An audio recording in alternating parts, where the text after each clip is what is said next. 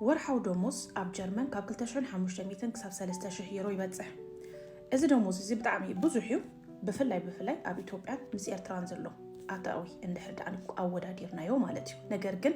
እቲ ብድሕሪኡ ዘሎ ግን ዘይነግረኩም ሰባለው አና ነግረኩም ንኣብነት ገዛ ክራይ ካብ 800 ክሳብ 1200 ከነውጽ ኸለና ከምኡ ናይ ኢንሹራንስ ኣለና ክራይ ገዛ ጥራይ ዲኮን ናይ ልችሎ ናይ ዝተፈላልየ ወጻኢታት ናይ አስቤዛ ኣሎ ማለት እዩ እዚ ሁሉ ከተጉድልዎ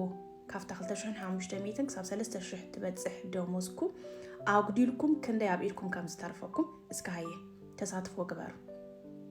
بركز بزح دي زكنزب زي بفلاي اب يوروب كتقمطو خلهم እቲ ገንዘብቲ بزح ديو ካፍቲ አታዊኡን ልክ ነትናቱ ወጻኢኡን ከምቱ ዘአቶ ዘሎ ይወጽእ ከም ዘሎ ብዙሕ ሰብ ዘስተውዓሉ ይመስለንን ኦኬ እንድሕር ዳኒ አስተውዕልኩም ኮይንኩም ኣብ ኮመንት እወ ወይ ከአኖኖ ዝብል ኮመንት ሴክሽን ጻሓፉ እንድሕር ዛ ቪዲዮ እዚ አጣቃሚት ኮይንኩም ረኺብኩም ማን ካልኦት ሼር ግበርሎም ኮመንት ላይክ ሼር ከአኒ አይተርስዑ